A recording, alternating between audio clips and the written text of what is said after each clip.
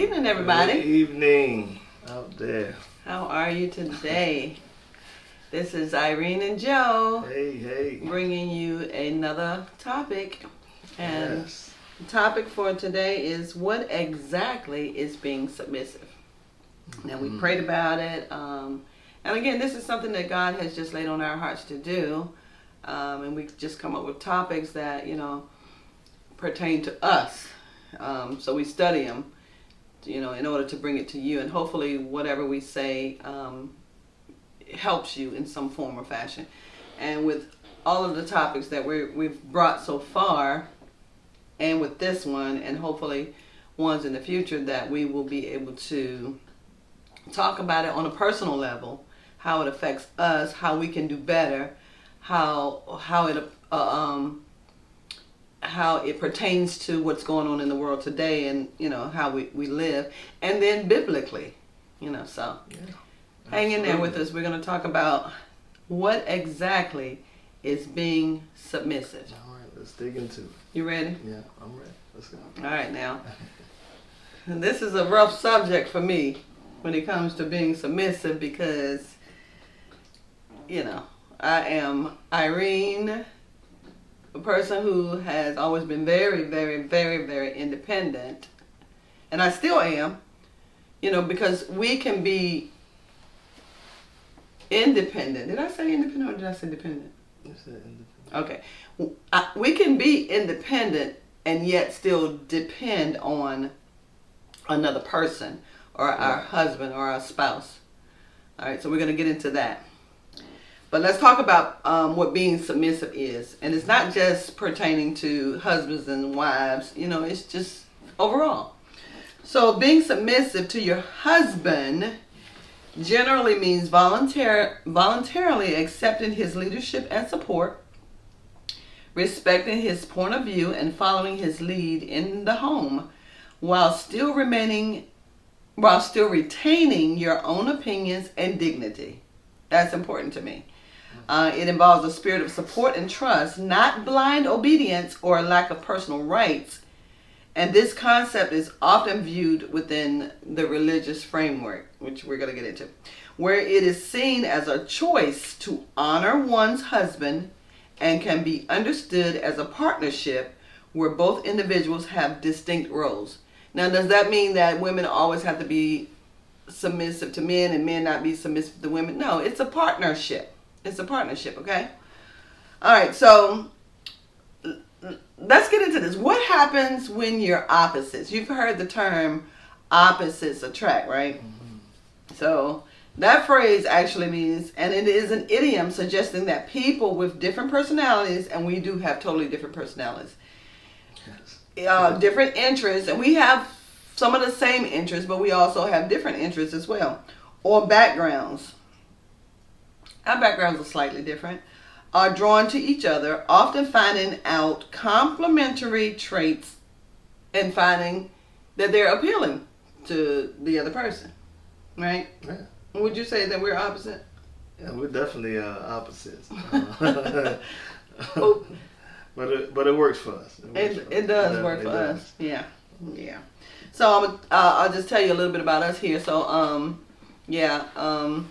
just teensy bit older, teensy bit, okay, which means he's a teensy bit younger, and he's a workaholic. I'm a workaholic. So those are two things that we have in common. Whatever we do, we try to do our best at it. Even with this, we do try to give it our all. When we're committed, we're committed. And if we say no, we mean no, right? But anything we set out to do, we're going to do. He's way musically inclined. I'm just a little bit. I believe in, the sky is only the beginning of a person reaching their goals. So, coaching and leadership development is my thing.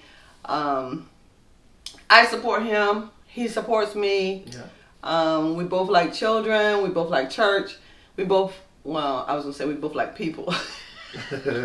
I like people a lot more than he does. I'm just a little introvert. He's more introverted. And I say I'm an introvert, but I'm a little... No, you're not. Yeah, and he always says that.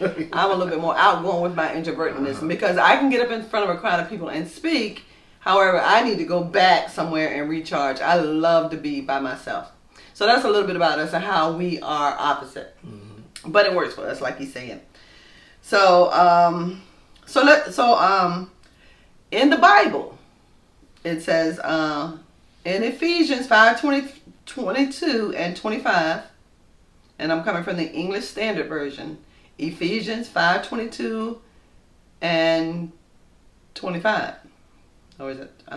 Might be through 25. But anyway, husbands, love your wives as Christ loved the church and gave himself up for her. Submit to one another out of reverence for Christ. Yeah. You like that part? Yeah. I'm sure he does. Okay, keep going. Yeah, keep reading. All right. So in 1 Corinthians 11:3, but I want you to understand that the head of every man is Christ. So the head doesn't just stop at him. Christ is the head. The head of the wife is the husband. Hold on. It's there. It's right. It's right there. Uh-huh. And the head of Christ is God. All right. So, and then we're going to go further down. Ephesians 5:22 through 33. Now I'm going to skip verse 29. But Ephesians 5:25 through 33, 25 reads, husbands, love your wives, even as Christ also loved the church and gave himself for it. In 26, that he might sanctify and cleanse it with the washing of water by the word. I'm talking about by the word of God. 27, that he might present it to himself a glorious church, not having spot or what? Wrinkle. No wrinkles. Or any such thing, but that it should be holy and without blemish. And in verse 28, so ought men to love their wives as their own bodies. He that loveth his wife loveth himself. What do you think about that? So ought men to love their wives as their own bodies. He that loveth his wife loveth himself. Do you think all men love their own bodies? So no, all men don't love their own bodies, but it's using that more as a general statement. Generally, and for the most part, someone wouldn't intentionally hurt themselves. Someone wouldn't intentionally do damage to themselves or anything detrimental to themselves. So if you won't hurt yourself and you love yourself, then that's how you're supposed to treat your wife. Okay, that was good.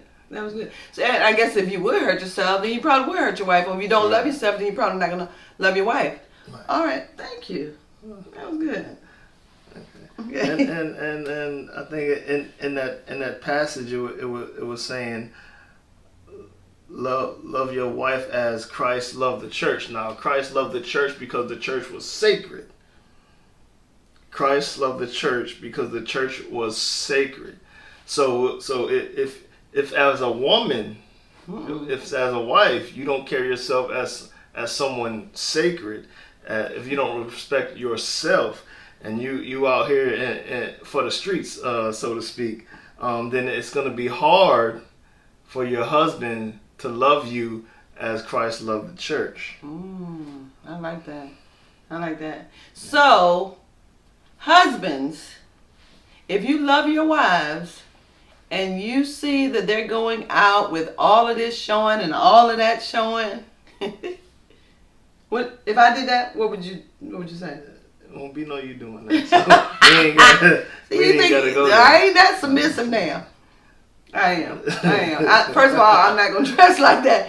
Second of all, if he tells me something and I know he's doing it with sincerity and he's doing it for my own good, not because he's jealous or whatever, because he has no reason to be jealous, then as his wife, that would be me submitting to him and listening to him and obeying him. Mm-hmm. So the submission thing is a two-way street. Like I said, Christ loved the church because the church was sacred, and that's how we're supposed to treat our wives and our significant others. As something special, something sacred. And because your husband treats you sacred, that's why you follow him. And you also follow him because he follows God. Okay, so it's not just a one-way street, it's a two-way street there. It's just like anything else in life. So, for example, I'm a musician, and usually in most positions that I'm playing in, I'm more than likely the lead musician. So that means everyone else in the band is following my cue, but I'm following the cue of maybe the choir director or the praise and worship leader. So there's not always one single person that everyone is following. There's a two-way street. I'm cueing off the choir director or the person who's leading the song. The musicians are following me, and I'm also giving signals to the singer as well, as far as what position of the song we're going. So if everyone's doing their part like they're supposed to, in respect for everyone else in their position, then that relationship or that team is going to work. Okay, I like that analogy. Yeah. Let me see if I can come up with one. Not right now. Okay. All right, so we're still in Ephesians 5, and we're going to go to verse 30. Remember, I said we're skipping 29. For we are members of his body. Whose body? His body. Who is his? God. God. Of his flesh and of his bones. For this cause shall a man leave his what? Mother. You got to leave your father too. And father. Your father and your mother, and shall be joined unto his wife, and they shall be one flesh. Now, this does not mean, husbands or sons, that you just totally leave your dad and your mom and you don't ever speak to them again, or you start disrespecting them, or, it just means that you're married now. Right. So that's in what that's speaking of is in utmost respect, or who when you're talking about, you're talking about in order, in godly order. So as a young adult and as a youth coming up, the first people you're supposed to respect is your mother and father. Now, when you enter into a marriage, that first respect goes to your wife. So and I'll say this for lack of a better word. So in that case, your wife or your husband takes that dominion in that aspect. They get first dig as far as what you're supposed to do first. When you got something going on in your life, you consult with your wife or your husband first. So that means that your father and your mother come after that. Because your first duty is to your spouse, because you two are now one. So you respect your spouse, whether it's just a wife or your husband, and then from there, the consideration comes for your parents. But you still respect everyone, no matter what. Exactly. But your first and your initial goes to your spouse. Yeah. Yeah, you can't forget your mom and your dad. Your Right. mom had you, and your dad had a lot to do with it. Okay. Yeah. All right. So in Nehemiah 4:14, there's part of it. There's a phrase: "Husbands, fight for your wives," and this comes from a biblical command to protect and sacrificially love one's family, including wives and children. It means that men, you should defend your wives, be a servant leader, provide for her needs, and actively work towards strengthening the marriage rather than seeing her as the enemy in conflicts. Because how many times have, a husband and a wife fought, when I don't mean fist fight, I mean had disagreeing words, and one or the other saw the other one as the enemy. Right? And it could be because of lack of respect or what is being said. And, sometimes we say things out of anger and you could feel like the enemy, but we should not look at our spouses as the enemy. Right. Actions like praying together, communicating honestly, and prioritizing your wife's needs are ways to fight for the marriage in a positive, supportive way. And I'm not just going to say your wife's needs, but your husband's needs. Right? Right. It goes both ways. You said it's a two-way street. It is. It's a two-way street. And if you got God in it, it's pretty simple to do. Yeah.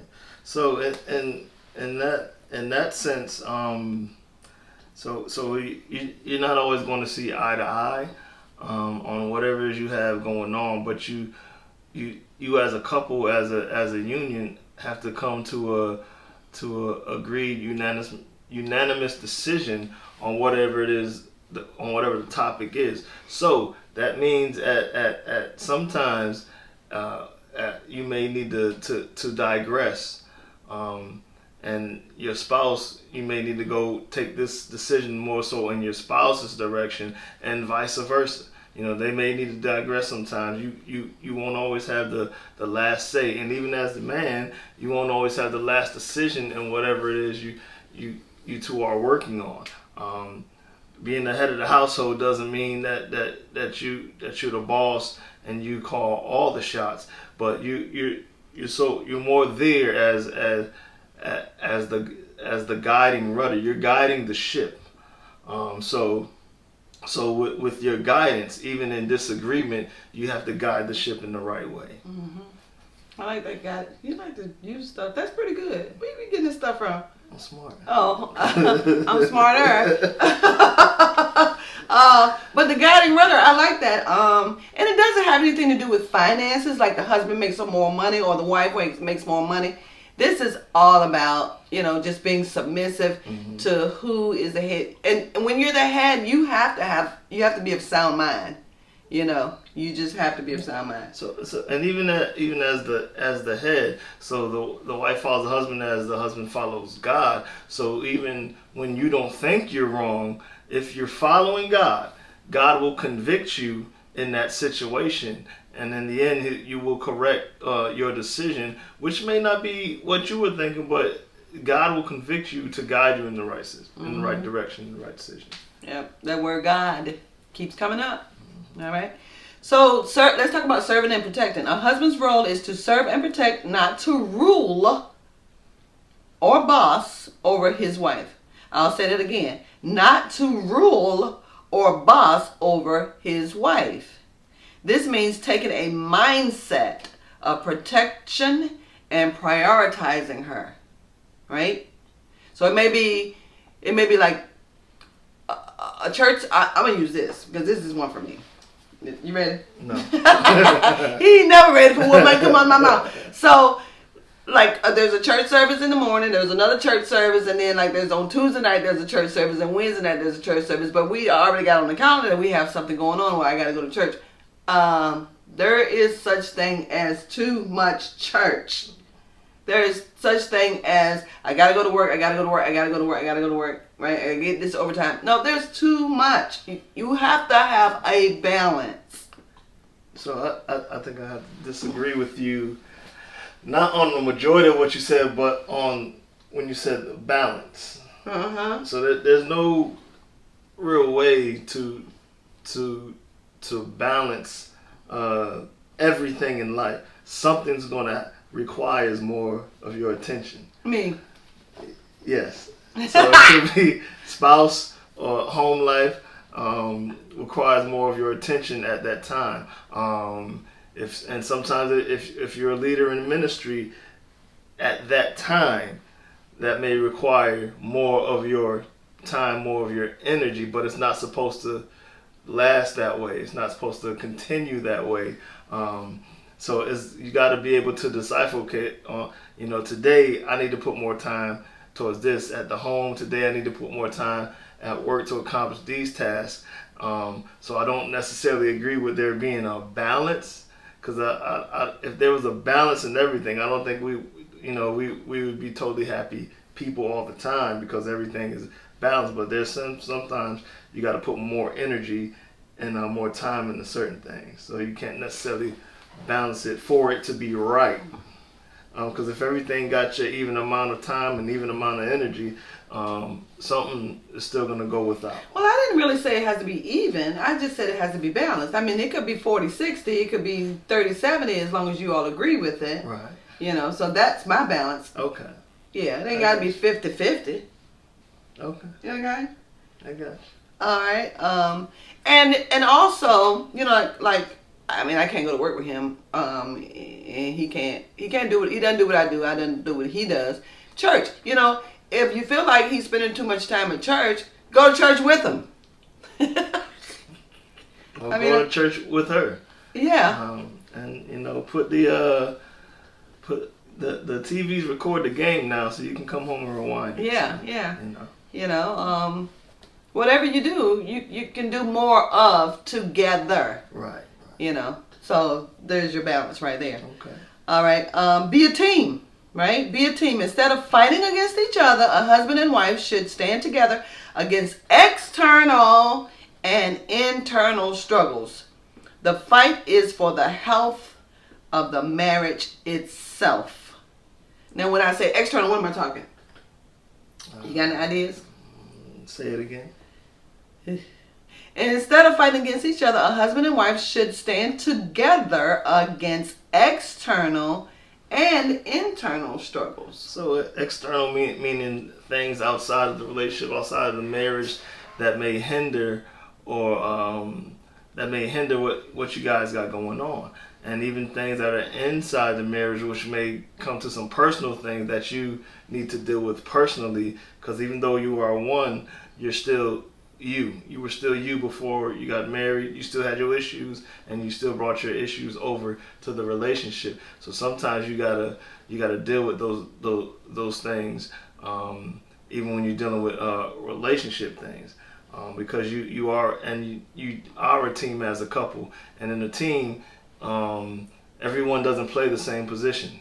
The coach is the coach, the quarterback is the quarterback, the receiver is the receiver.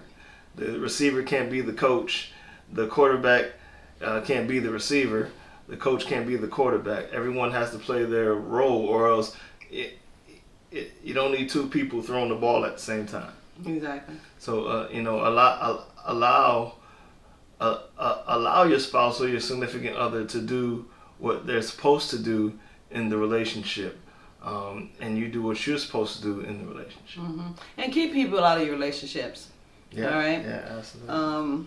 Because some external stuff just isn't necessary. Some external people just aren't necessary. You got your good girlfriend that comes over your house all the time and she half naked. No, she ain't your good girlfriend. Or she would respect herself a little bit more and not be around your husband like that, because men are men. Okay? Women look at what they look at when it comes to men, and men look at what they look at when it comes to women. We have to realize that. So you have to leave some room for not being so jealous and not worried about so many things. You just have to be able to trust him or her. And if you can't, then you really have a problem. Absolutely. Yeah. All right, so daily commitment, daily. Not weekly, not monthly, not quarterly, annually, none of that. Daily commitment. Fighting for your marriage is a daily commitment that includes honesty, number one. That means tell the truth. If you don't like something about him or her, talk about it. If they've done something to hurt your feelings, do what? Talk about it. Talk about it. Praying together. And for her and for him. Praying together. That's important. Sure, wives, you can pray. Husbands, you can pray. But praying together, you get double for your money. All right? Prioritizing her needs. And prioritizing his needs. Whatever he likes to eat, whatever he likes to do, you do it sometimes. Dreaming and planning together. Right? He's got goals for music. I got goals for coaching. And, we got a lot of goals. And while we're on goals, what are you doing to reach your goals? All right? You always have to try to do better in life. Wherever you are today, try to do better tomorrow, and have a goal set for next year. No unreasonable goals, but you're capable of doing anything you want to do if you put your mind to it. And seek help if it's needed. Acknowledging when you need help and being willing to seek counseling is also a way of fighting for your marriage. People should get counsel before they get married anyway. And then sometimes when those things creep up, then counseling may be necessary. Correct. Speaking on counseling, so when you're seeking counsel and counseling, you have to go somewhere to someone that can be outside looking in. So it may not be necessarily beneficial to the relationship as a whole if you're going to your friend that you graduated with that's now a psychiatrist or a counselor. It may not be a good thing to get counsel from a family member, because somebody in my family member, when I tell them what the scenario is, they may side with me, and someone in her family may side with her, especially depending on how the story is told. That part. So in seeking counsel, make sure you're telling the truth, the whole truth, and nothing but the truth. So help you God. And piggybacking to doing things together and prioritizing. And this is more so for the church going women. Sometimes you ladies, you get in there and you get so committed to the church, and a lot of times the head of that church is a man. So your man sees that as you being more submissive to Pastor so and so, and being and not being submissive to your own husband.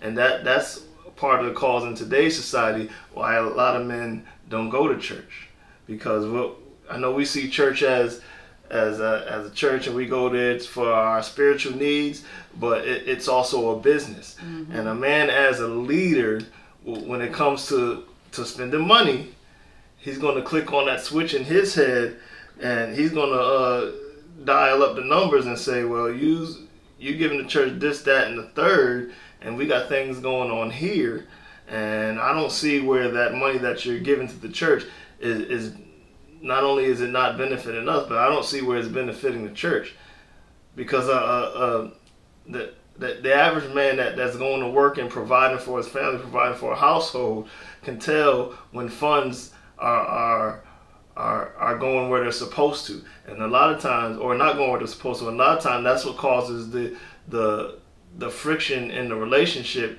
and causes a man not to go to church.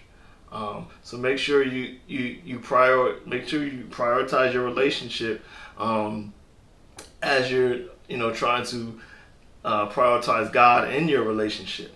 Make sure you're not putting your ministers or your pastors or your church above the relationship that God has put you in. Okay. I never looked at it like that, but I guess I'm not a man. Okay. But you don't feel that way because you always in church. When the church doors open, you in church. Okay. Read on. I am going there, man. Trust is the foundation of a healthy marriage, built on open communication, honesty, and mutual respect. It provides security, intimacy, and a sense of safety, allowing partners to be vulnerable with each other. Vulnerable doesn't mean that you're soft. Vulnerable means that you're open, and that you express what's going on with you, how you feel, how you're thinking, what bothers you, what doesn't bother you, what excites you. That's being vulnerable. Building and maintaining trust requires being reliable. I know I can rely on him. If I don't have it, and if he don't have it, he gonna get it, right? But if I don't have it and he has it, I got it. Oh yeah. Being transparent, which is just being open, and consistent. Don't be one way one day and another way another day. Now we all have bad days, but be consistent. Try not to have bad days. Go to God if you're having a bad day, because we gotta learn to trust in God, while also learning to forgive and be empathetic. Empathetic means to put yourself in another person's place. I try to put myself in his place. I hope you're trying to put yourself in my place. You sometimes you just can't be laser focused on your own stuff. You have to look in all directions and put yourself in other people's places before you do things, before you say things, before you just and you have to do that in a marriage. Right. And going back to that vulnerability piece, so women are more naturally allow themselves to be more vulnerable than men do. So fellas, some women. So I want to say, fellas, don't abuse that with their vulnerability. Don't take advantage of their emotion, don't play on their emotions or heart, because a lot of times they're more easily vulnerable than we are. And men, we're not so easily vulnerable. When that door opens, it opens once, and in that relationship, and if the relationship isn't going well, or that their vulnerability is taken advantage of or used or weaponized against them, that door closes, and they may not say nothing about it, but when a man is vulnerable with you and you weaponize it against them in an argument, or gossiping about your friends, and he gossiping about him to your friends, and it gets back to him, that door closes and it ain't opening again. So I want to say that to both men and women, you don't take advantage of anybody's vulnerability. This submissive thing is kind of deep. Mm-hmm. All right. Deeper than I thought it was going to be. We're going on a little long. We didn't mean to go on this long, but we're going to keep on. Almost done. Just hanging there with us a little while longer. Yes. So how to build trust in a relationship. All this trust. So, number 1, to communicate openly. That means to share your thoughts, feelings, and actions honestly, and be transparent rather than keeping secrets. You got any secrets? I ain't got no secrets. I do. Do you? No, I don't have no secrets. I tell everything. I tell him more than he tells me, okay? If somebody get fresh with me on a slick slide, I tell them about it. And then I tell them, don't worry about it, because I got it. I can handle it. But if somebody were to get fresh with him, would you tell me? Yeah, I'll tell you. Tell the truth. Later on. Later on, after we out of the building, in the next state. Because we don't need that kind of drama going on. No. So be reliable. Consistently follow through on the commitments and show up for your partner. Be honest, tell the truth, and avoid defensiveness or blame, right? So sometimes we are defensive when we're having conversations. Sometimes we do blame. I mean, there is blame. Yeah, sometimes there is blame. You did this to me and you made me feel this way. I'm blaming you. Yeah. But that's being honest, right? But don't hold on to that blame, right? If they apologize and they sincerely apologize, let it go. Just don't do it again, right? Show respect, acknowledge your partner's feelings, listen to their perspective, and respect their boundaries, right?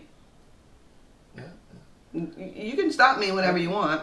So the the best way, or one of the best ways to build trust is just be do what you say you're gonna do. That's the best. If you say you're gonna do something, do it. Prove yourself right, so that they can believe the words that are coming out of your mouth. I like that. All right. Assume good intentions. So when you're going into a conversation with your spouse, assume that there are good intentions. You're going to get good things out of it. Go into it with good intentions and believe that they're going to have good intentions. Approach disagreements with the assumption that your partner has good intentions. If you're going into a disagreement and you already don't think that your partner is going to have good intentions, it's probably going to be really bad. So yeah, assume that your partner has good intentions, and partner have good intentions. So, yes. So it won't be so much of an assumption, and they trust. Like I said, they trust that what you say and what you do, that you're actually gonna do it. I like that. Ooh, this is important. Okay, acknowledge past hurt. Recognize how past issues may still be affecting the present and work through them together. So say for instance, if you he said say for instance, if you were in a relationship early and you were going together, whatever, and there was some, what do you call the word? Indiscretions. Is that what the word is? No, okay. There was some infidelity, I guess that's the word. And you know, it's still in your mind, or it creeps up every now and again. Husbands or wives or whoever it happened to have feelings.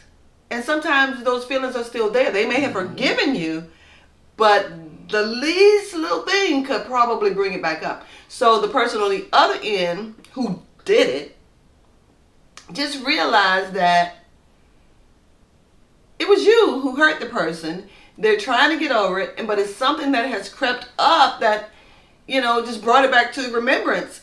And just have a little bit of leniency for that. Especially if they're not just coming down on you, but, oh my God, this reminds me of when. Then, acknowledge that, again, I apologize. I'm sorry that hurt you. It's not happening anymore.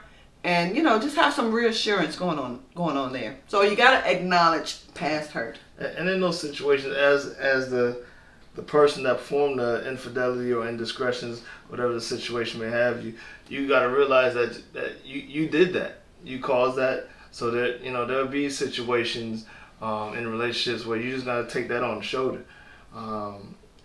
Acknowledge and reiterate that you're no longer doing those things, but that you are sometimes going to have to take that on the shoulder. Mm-hmm. I agree.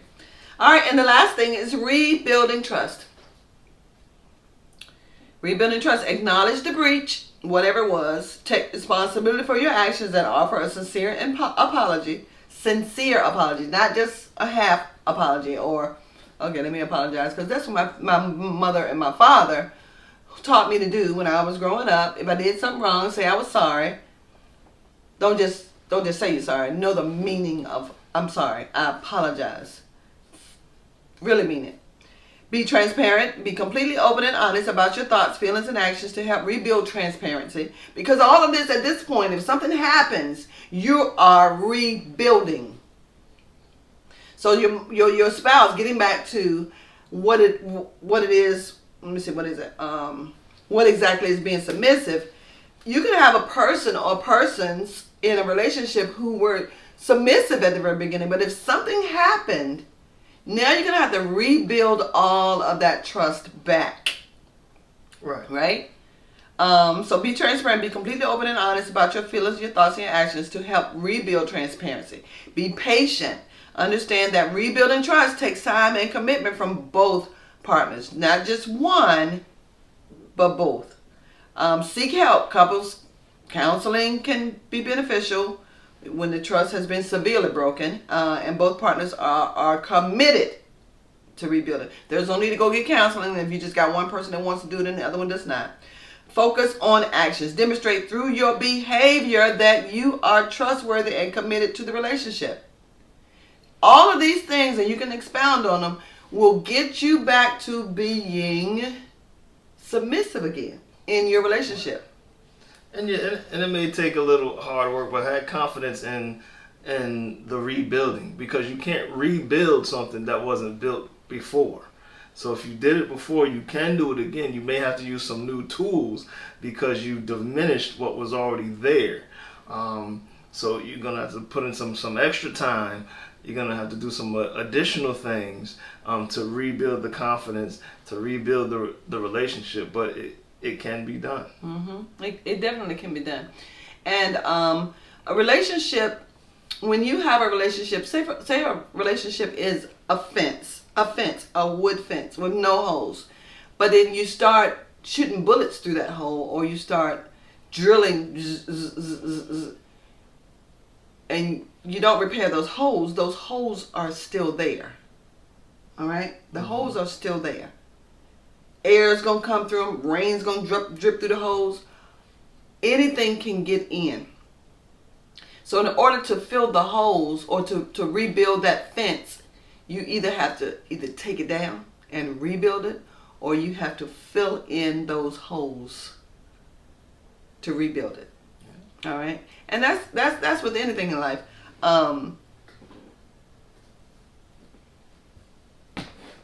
In church, or in society, on your jobs.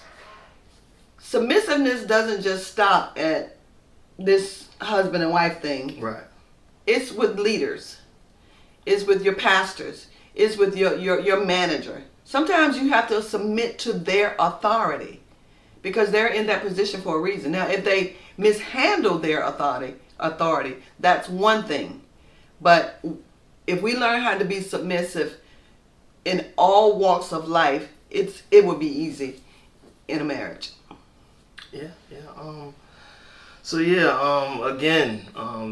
So being submissive starts with the wife following the husband as the husband follows God. So God is at the top of this chain. Yes, He is. And again, just like on your job, you can't go forward unless you're being submissive to those that are in leadership.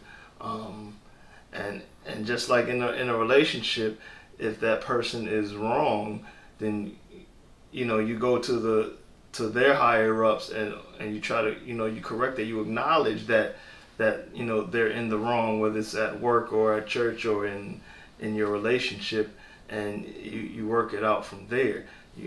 Even in being submissive, you have to stand up for right. Yes. Yep. I agree with standing up for right. Yeah. And it starts with us. Yeah. Everybody who's listening today, stand up for right in everything that you do. You good? I'm good. Hopefully you all are good. I hope you all have learned some things. I learned some stuff about him oh Lord. today that I'm going to be talking about after. So anyway, thank you all for listening. Yes. Have a wonderful night and God bless you. Until next time. Yes.